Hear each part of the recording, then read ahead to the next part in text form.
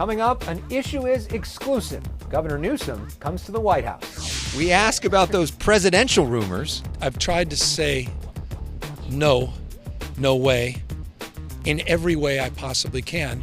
He repeatedly slams red state governors. Have you ever met Ron DeSantis or talked to him? No. What would you say to him? Challenges the Supreme Court on guns. I don't trust the character of this Supreme Court. And expresses outrage over being left in the dark by UCLA's Pac-12 exit. I'm chair of the UC Regents. I read about it. Broadcasting across California, you're watching The Issue Is. I'm Alex Michelson, and welcome to a very special edition of The Issue Is, reporting this week from the White House in Washington, where Governor Newsom made a big splash trip, and we were the only California reporter on hand. How you feeling?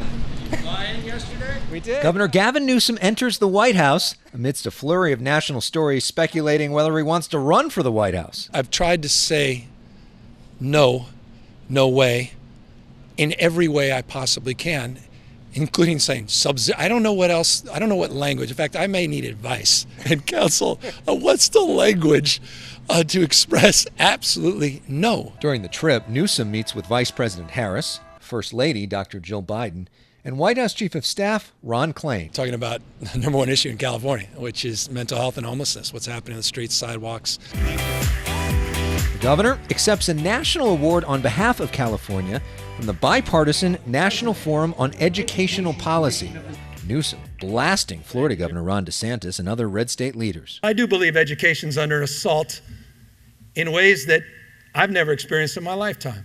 This organization honoring California's record investment in long-term educational programs, including universal pre-K, after-school programs, summer school, and child savings accounts. What do you think the rest of the country can learn from California when it comes to education? Well, I mean, it's, I've said it in a different context. Our approach is as different as daylight and darkness. The governor also heading to Capitol Hill for a series of legislative meetings, including with Massachusetts Senator Elizabeth Warren. He talks with Connecticut Senator Chris Murphy, co-author of the recently passed bipartisan gun reform bill. And I expressed my pride and appreciation, but also my frustration that the bill was,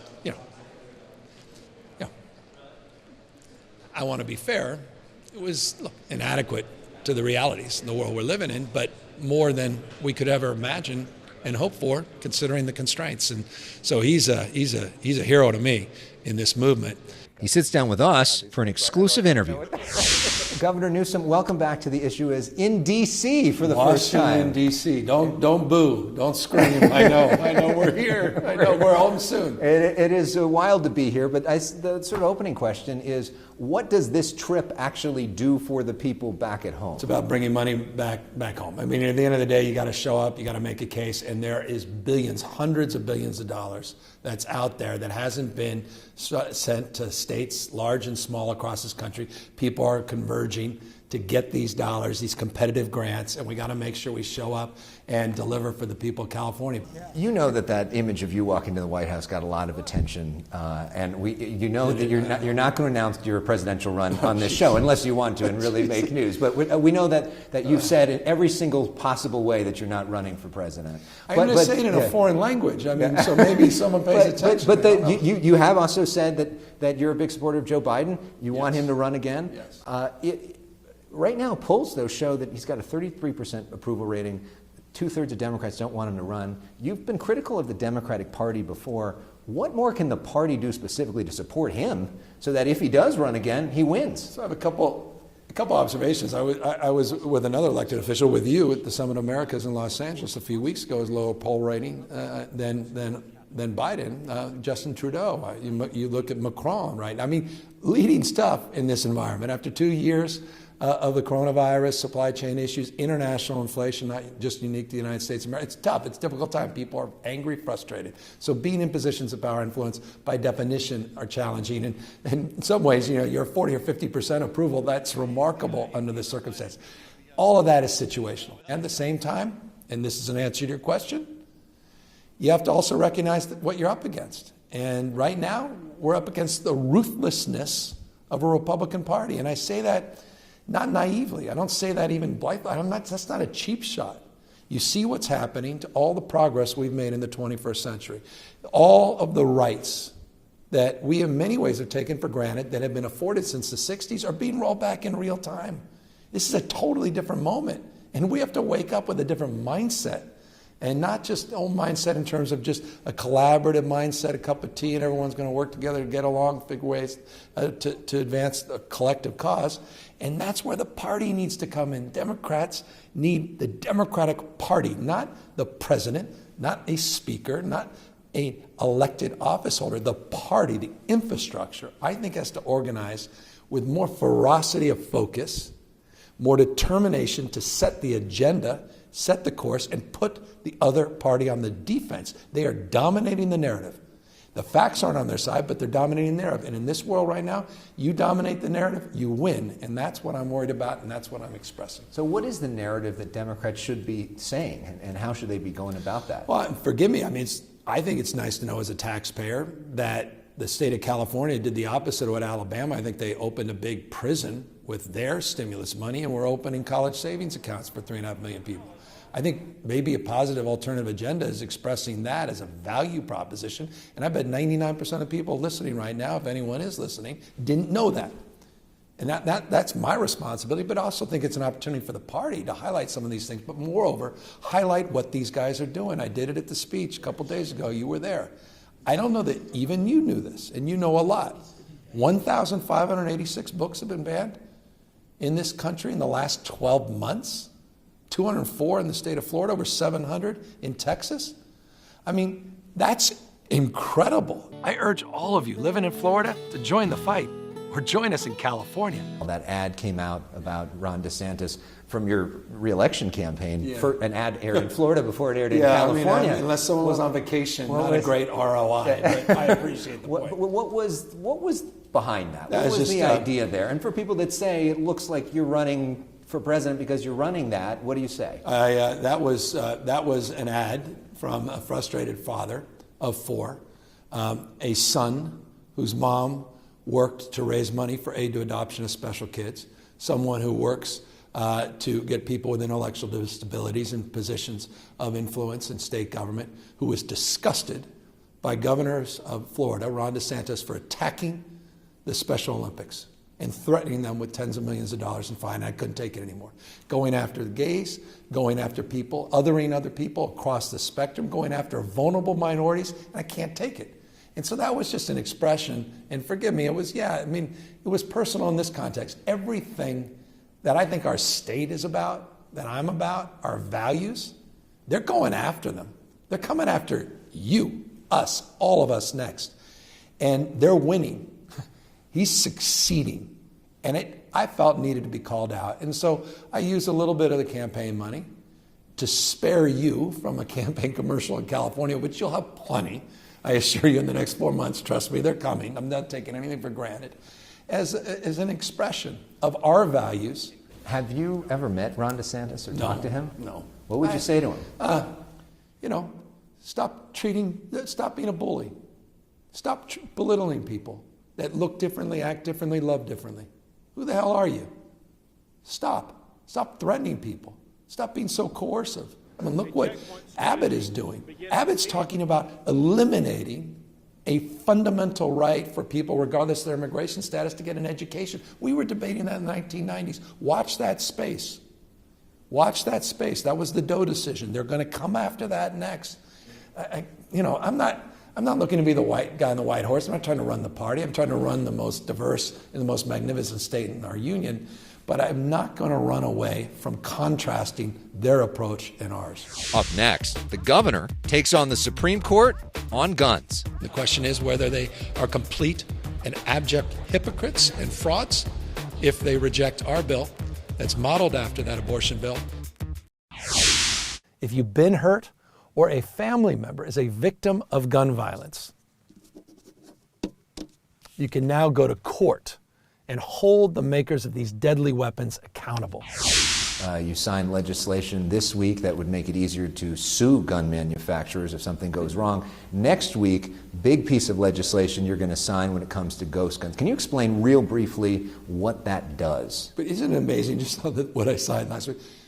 Every industry that has a product that leads to injury is culpable for that, or at least has some exposure liability, not the gun industry, because they bought us off. They bought politicians off. Finally, we stood up to that, what we refer to as PLACA, and now we're giving people the opportunity to sue these gun manufacturers. I'm really proud of that legislation in the legislature.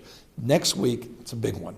Everybody refers bleakly references, reminds themselves, perhaps if they take the time to remind themselves of what happened on abortion before the Roe decision. And that was what Texas was doing, something called SBA, private right of action to sue for aiding and abetting as it relates to the abortion and its procedure.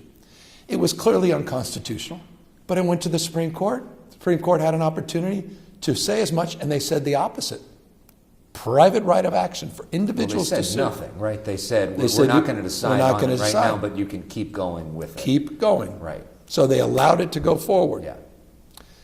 I, at the time, casually said, well, if you're going to do that and allow for that, you're going to allow that to go forward on the issue that will put women's lives at risk, we're going to use that same process to save people's lives.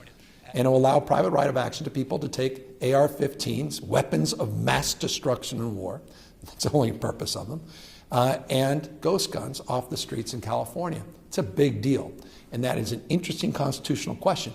And it will be very interesting to see what the United States Supreme Court does, because if they're going to abandon all principle, they'll reject our ability to go forward.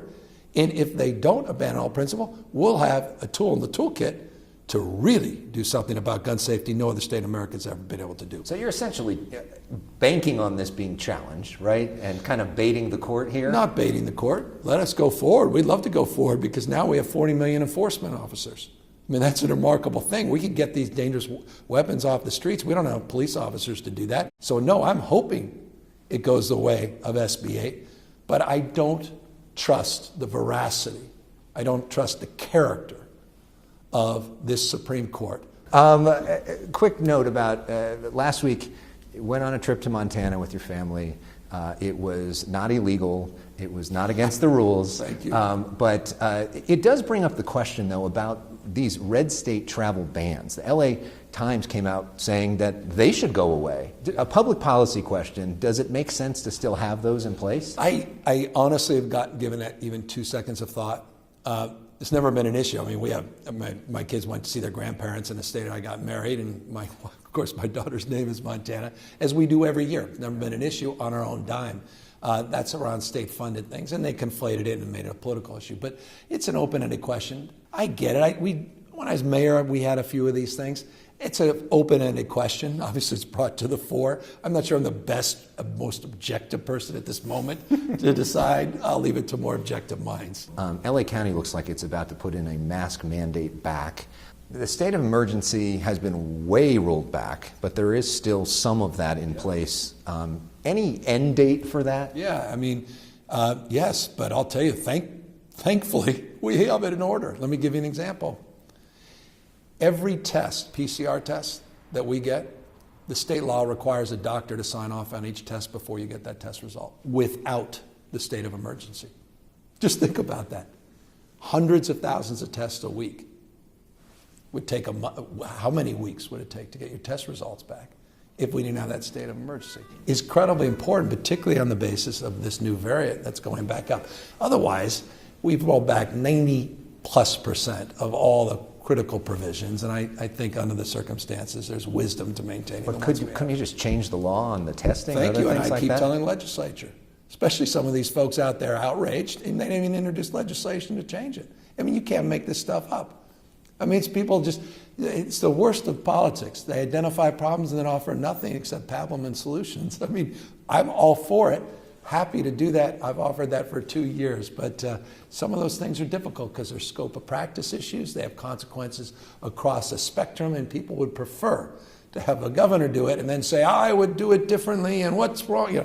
I've been in this business perhaps too long. When we come back, the governor's investigation into why UCLA kept their Pac-12 exit a secret from the state. I know you're interested in this. UCLA is leaving the Pac-12. I read about it. Heading to the Big Ten. I read about it. Yeah. So they didn't tell you in advance. I'm the governor. No big deal. I'm governor, state of California. But maybe a bigger deal is I'm chair of the UC Regents. No one. I read about it. Is it a good idea? Did we have a chance to discuss the merits or demerits? Not aware that anyone did. So it was done in isolation. It was done without any Regento oversight or support. It was done without any consideration, to my knowledge. Now, perhaps there was deep conversation with other presidents, or rather chancellors and presidents in the system, and the impact more broadly, not just to the UCs, but to other universities, including Stanford University and basically the Cal State system. I mean, if they had all those conversations, I look forward to learning more about them, and I've expressed that very clearly to leadership. And I think the people of the state of California deserve answers to every one of those questions. And what does this mean for those student athletes and that will be traveling all across this country? What does it mean to folks that decided to take a scholarship at UCLA with an understanding of the league they were joining and the opportunities, and all of a sudden pass them up somewhere else and may have now a very different opinion? And if it was just about money, well, be honest about that. But are you abandoning your brothers and sisters in a system that created that university in the first place? Because it's many parts and one body. So I have strong opinions about this for no other reason that as a member of the Regents, we were never consulted, never asked for an opinion, and then even the decency to provide heads up. So trust me when I say this.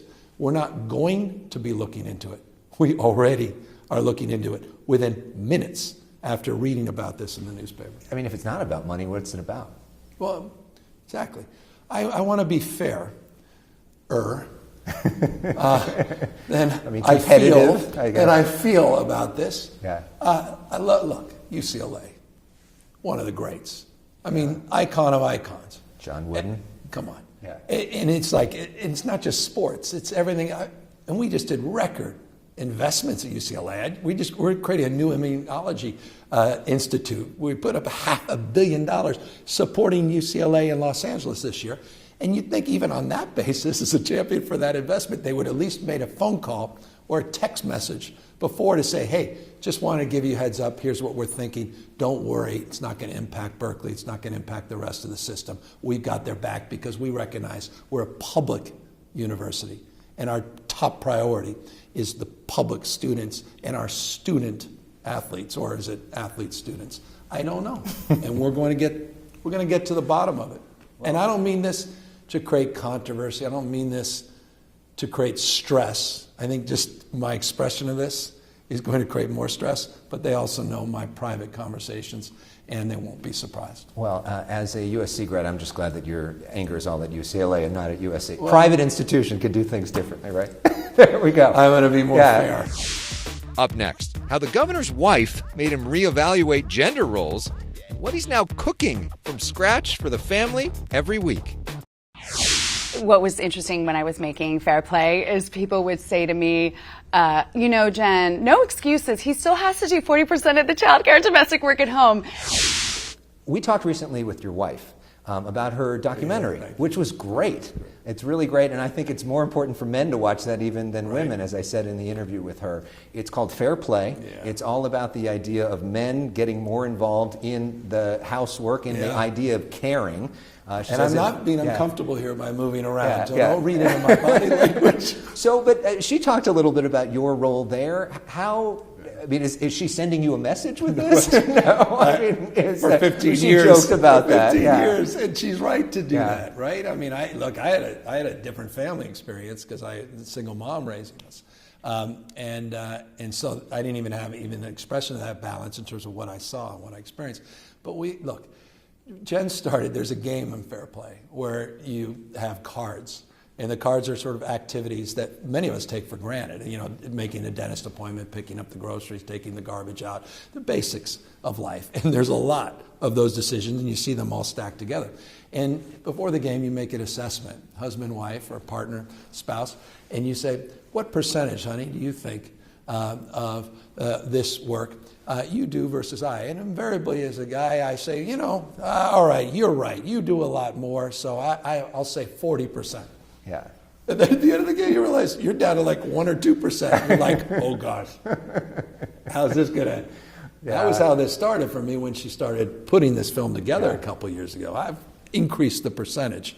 but it's not nearly enough. And it's a pretty profound and powerful film, because it really goes to partnership, and it goes to the power of partnerships, and it goes to the power of personal relationships, and how all of us are benefiting from finding more balance. And she said when we talked to her that you now make dinner on Sunday nights. What are you cooking on an average Sunday? So my Father's Day gift, greatest gift ever, the best. I'm not even making this up. An outdoor pizza oven. Oh, wow. Unbelievable. Yeah. And I finally figured out, I was buying frozen dough. No. Learn how to make your own dough. I'm the guy. It's a 4-hour hellish experience where you should just physically. So you're literally there making fresh pizzas it takes every me 4 Sunday? hours, because each one has to be done, and one of the kids says, "No, not that. Why? I know. Put that on my brother. No, I don't want." So I have to custom make these things, and gotta get the wood right. Everything about it's so much fun. But those are the things that matter, right? That in the past I may not have thought. I would have been like, "Takeout's my night. Oh, just getting food, pizza to go, Domino's." Yeah. What is your ideal pizza then that you make? Oh my God, it's the finest pizza margarita that exists on planet Earth. But the key is the tomatoes, the right kind of tomatoes. You don't overdo it with ingredients, and just the right amount of garlic, simple blending. And of course, that fresh pizza dough, and then you've got to have the finest mozzarella that you can possibly find. We do this on the Food Network the next time. Governor Gavin Newsom, thank you so much. And now I'm hungry. I don't know. You're about to order a pizza but not get mine. I get it. Thank you very much. Our thanks to Governor Newsom. We leave you with an image of him flipping pizzas. No, we do not, but that does sound good. Thank you so much for watching this very special edition of The Issue Is from Washington. We'll see you next week back home in California.